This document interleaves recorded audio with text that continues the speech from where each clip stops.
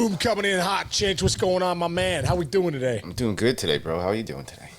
I'm feeling great, man. I'm doing great. I just hit with one of the kids that's in my breakthrough program. His name is Thomas Medwig. Nice. Good little player. I just hit with him in the morning, and then I just took Jillian to breakfast, and I'm all over the place. Nice. And now I'm on with you, dude, and we're rocking and rolling. What do we have for breakfast?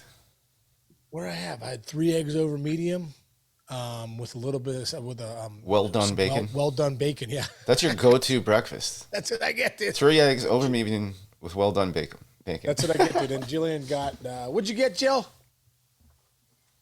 Cinnamon swirl French toast. Dominated that. Nice. That's her go-to in Nice. this place. Also, Really place. you were shot out of a cannon this morning. You rattled off 90 things that happened in baseball last night that you loved. Dude. So I'm going to rip through a couple things right now. The Mets beat the ahead. Yankees in walk-off. Acuna hits the ball 3,000 miles. Ohtani hits another home run. Apparently, it's the hardest hit opposite field home run by a lefty this year. How about Really? that note? Padres are starting to roll. Blue Jays are starting to roll.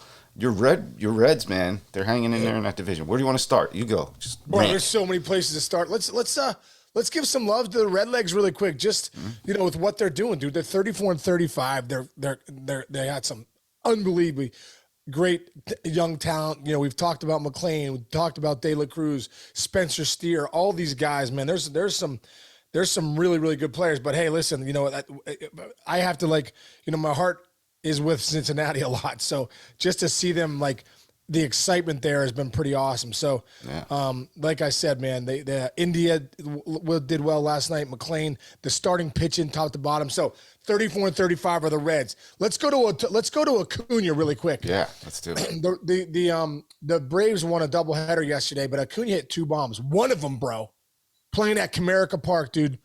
No one goes dead center there. I mean, you'd see Miguel Cabrera go there. When I was playing, Marcus Timms, had stupid power. He'd go dead center.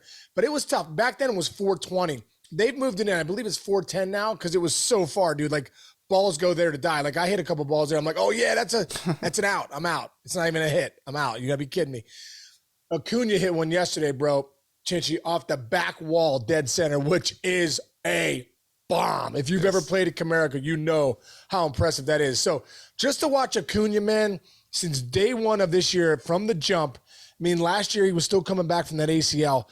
Day one, since opening day, this guy has been on fire and really leading the Braves. Yeah. So just when I see a homer like that, I have to go to the guy's talent to say not everyone could do what he did yesterday. Yeah, and that's saying a lot because he's a big league ball player. There are a lot of really good big league ball players out there. Yeah. And then Ohtani, again, man, this dude is just...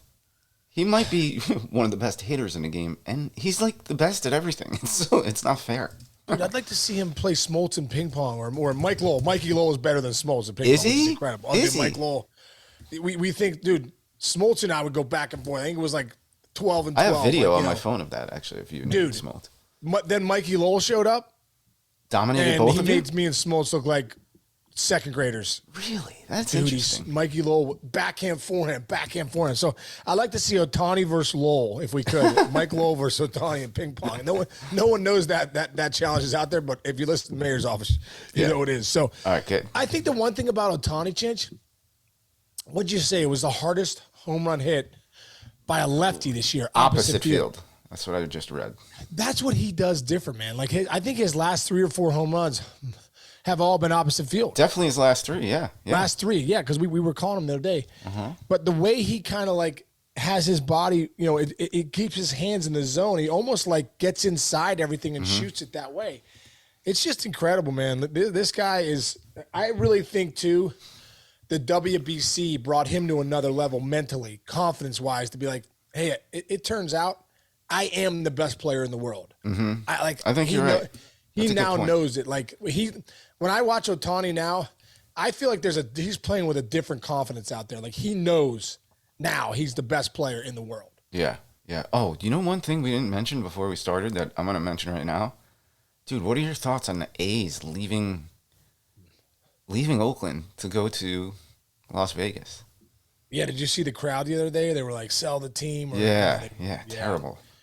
I don't know, man.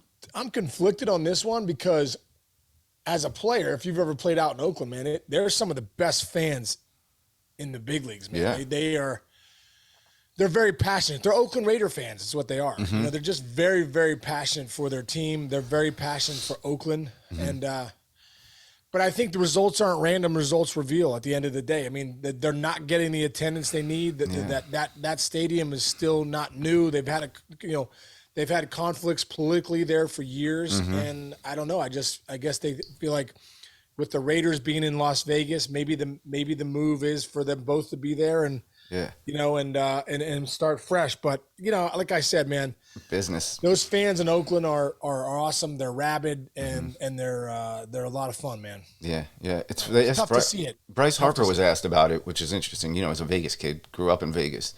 He said it's going to be tough to get fans there because a lot of people from Las Vegas, they didn't have a team ever. So there's a lot of diehard Cubs fans who live in Vegas or diehard Dodgers fans who live in Vegas. I didn't know this. Did you know Bryce Harper's dad was a Reds fan? I didn't know that. He said that yesterday. And he said... Yeah, dude, I did know that. You did know that? That's interesting. Yeah. And what was cool, when I first met Bryce Harper and his dad, Bryce Harper knew who I was, knew my stats, knew what kind of player I was, and then go down, big red machine. That's the great thing I love about Bryce Harper and his dad. I mean, his dad has done a great job of passing on the history of the game to him. So I think Bryce plays the game in a way that, he plays hard because, the Pete Rose. I mean, Pete Rose, I think, was his dad's idol. Respect for the game. He's got respect for the game, dude. Respect for the guys that no one's bigger than the game of baseball. It's the bottom line. Nobody is bigger than the game of baseball. And, for guys that think they are, when they're done, hey, man, no one's talking about you, dude. At the end of the day, I want to tell that sometimes to the young kids, hey, man, I know you feel like you're a big deal now, but this ends. This ends. And at the end of the day, be a good person, be a good teammate. You're going to remember the teammates, the guys that treated you well when you were first called up, the guys that, those kind of guys. That's what you're going to remember. Ryan Hannigan, it was great, dude. It made me feel so good. Ryan Hannigan the other day, remember, he used to be a catcher for the Reds. Yeah. Right around, Dunner and Kearnsey. Then Hanny got called up a few years later. But I think he came up to me when I was with Jake at Fenway Park last week, and he was coaching. I think he's coaching one of the teams down there or helping out at the Cape Cod League. And in front of my son, it was really cool. He said to me, he goes, "Hey, man, I just want to thank you for being so kind to me when I got called up to the big leagues. It made such a difference because, you're kind of nervous." And I was like, dude, guys like Barry Larkin, Greg Vaughn, these guys treated me well. And it makes you feel good when you first get called up. It's a very nerve-wracking thing. So, that's what guys are going to remember.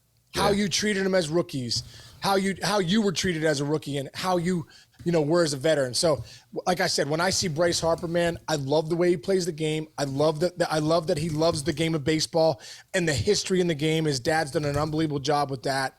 And that's why he's one of my favorite players, to tell you the truth. Great. That was all good right there. Good job, man. You're really good at this. Hey, thanks, Chich. Thanks. I just pulled up the wild card standings just to see. AL, dude, if the Yankees don't get... The Yankees are not the same baseball team without Aaron Judge. That's clear. Yeah. Mets needed that win big time, but we don't have to stay too far on the East Coast. But right now, the AL wildcard teams, Baltimore is significantly ahead of Houston and the Yankees. But you mentioned Toronto, dude. Toronto is one game back in a wild card of the Yankees. You like what they're doing, and you think they could make a run in that division. Well, I think the biggest thing is, there's a couple things here. When you look at Toronto, they're sitting at 38 and 31. Don't forget, dude, at the beginning of this year, a lot of people picked Alek Manoah to win the Cy Young. Good point. We haven't talked about it. To win the Cy Young. Not just, they got a good rotation. No. You got Gausman, Manoah as the workhorse. Barrios was the one guy. Jose Barrios was the one guy that you're like, man, we just don't know if, kind of great stuff, great potential, but just can't get it going. Now, thank goodness that Barrios is dominating. This year, had a great start last night.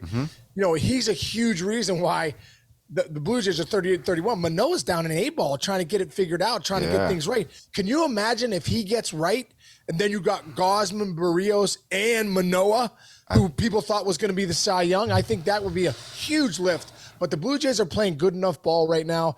Like you said, in this wild card, they're a game back of the Yankees.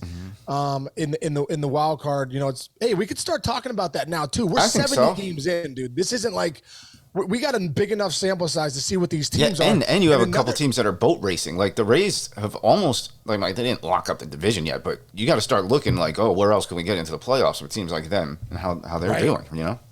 I agree, dude. I totally agree.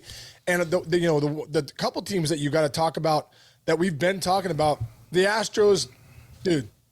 They're quietly 39-29. It's kind of funny how we don't really talk about them anymore. We almost expect them to be good.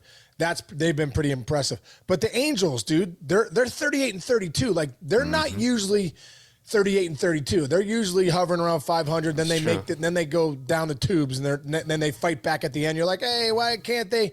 No, I think there's something different happening out there in Anaheim this year. There's no doubt about that. A couple of teams that you wonder like.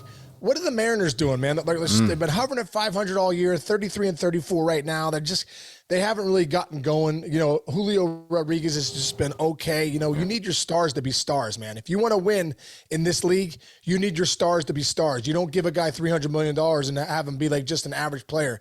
They got to be stars. The Indians, you know, they're sitting at 31-36, and then some other teams, you know, sitting. Boston still hovering. Let's look at the NL wild card too, because that's worth it too.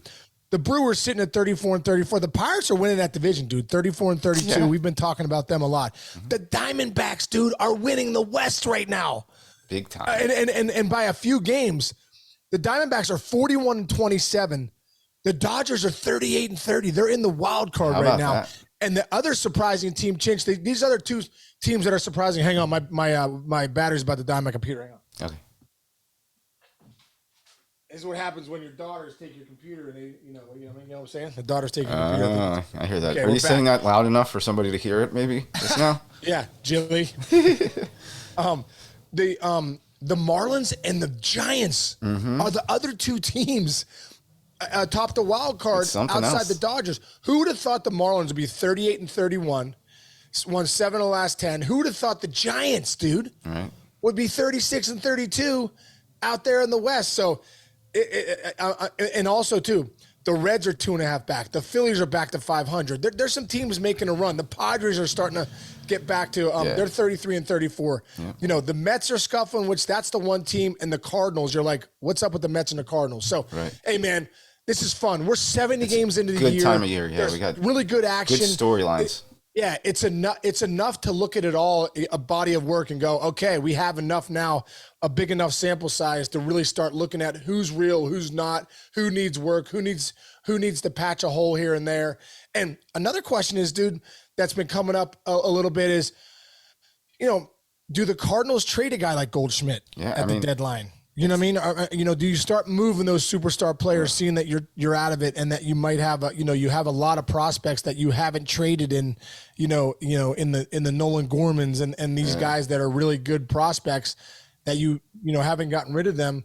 Do you keep the prospects now and move a guy like Goldschmidt and get maybe a couple pitchers in return? Yeah, and you move that bat, first of all. The guy's a superstar, right? Star. Yeah, he's a star. Think about it, and he's paid, what is his contract? Let me look real quick. It's a pretty good contract for the Cardinals, man, for the production he puts up. Yeah, but my point to that is, if you're one of those, Midwest teams that doesn't have too much money, but hey, we can get a year and a half of Goldschmidt, maybe that's where a Reds or a Milwaukee goes and does something that they wouldn't normally do if they are this close and in this division. How about Philly? What if he goes into that Phillies lineup? I mean, they don't really need him as much as the other guys, but Cincinnati, you put Paul Goldschmidt in that lineup. Now you're like, whoa, wait a minute. Wait a minute. Yeah. And you get, you got a leader on the field too. You know what I mean? Yeah. 5 years. It was 5 years, 100. He's making like 22 to 25 million a year. Yeah, but that's not bad, dude. That's a great deal for that was a great deal for the Cardinals. Yeah, and he's signed through 225 too. So 2000, any team could be in a market for him. I'll just put it that way, even if you don't have much money. So let's. What about the Reds when Votto comes back? What do you do there? That's a good question. What do you do? What I mean, like, I wonder trying to find out what's happening with him. I know he went down. I thought he was in the lineup the other day. Hold on. I know he was just on a rehab assignment. I'll look it up right now. But that'll be interesting to see when Votto comes back. Are you still keep playing the young kids and ride that momentum, or do you bring Votto back in the lineup? Is he going to be productive? Mm-hmm. Because I'm just thinking Goldschmidt. If you did go get Goldschmidt and Votto comes back, now what do you do? What do you do? It's a good question. And you don't like there's nothing worse than an unhappy Joey Votto in a dugout. I'll say that. Yeah. Yeah, you don't want that. Yeah, all right. So we got a lot going. We didn't get to the All-Star ballot today, but we can do that tomorrow because there was way too much action last night. Dude, there's so much action, bro. So much goodness here in the game right now, and it's fun, man. It's fun for you and me to break it down. Absolutely. All right, man. We got over the hump. Today's Thursday already, isn't it? Wow. Yeah, it's Thursday, dude. It's been a great week, man. Life been a lot of fun. Oh, dude, I'm taking my daughter Jillian to Taylor Swift tomorrow, bro. Let's get it. Whoa, wow. What did that cost you? $17,000. I took out a college loan. She's like, Dad, can I bring a friend? I was like, no chance are we bringing a friend. Yeah, we can't afford it. We can't afford it. That's unbelievable. Man, that girl sells out shows, man. Oh, gotta say it, dude. I don't get it. I gotta be honest. I'm sorry. I'm not. Dude, I get Chinch. You don't get it because you don't have daughters. If you have daughters, you'd be like, I get it. And dude, she's a good role model. I met her backstage a few years ago in Indianapolis. Dude, she was so nice, so kind. She's a songwriter, singer-songwriter. No, I get it. She's great. I have a problem with overexposure, and I guess you can't overexpose one of the greatest performers of our generation. But like every freaking time there's an award show, they have to cut away to her every time, every second. She's in every cutaway of every award show, and it just bothers me. What would you be doing? Put your producer hat on. You'd be like, get to Swift. She gets us ratings. That's get true. to Swift. Everyone's watching. They're looking to tune in when she pops on. No, that's a good point. Good point. Yeah. You're turning me. I'm not a Swiftie though. It's gonna take a while for me to become a Swiftie. Yeah, you need to get it. Dude, there's a great song. 22, everything's gonna be all right. Here you missing me. That's my favorite song. I told my daughter, I said, listen, we need a couple things here. I need her to play 22, and I need you to find out what the last 3 songs are, because we're not staying. We're out of here. We're beating the traffic. I don't care. Call. I'm not sitting there in 3 hours in Heinz Field traffic with Taylor Swift. Ain't happening. Good call. Way to go. All right. Dad of the year. All right, we'll catch up tomorrow. You should wear a Taylor Swift T-shirt on the show. Dude, I did. Dude, I'm gonna wear it tomorrow. Okay, good. It's wear it on the mayor's tomorrow for the show. Great. All right. All right, brother. Love you, man. Love you too. Everyone out there, thanks for listening. We'll see you tomorrow, Friday, baby. Let's get it. Have a great day.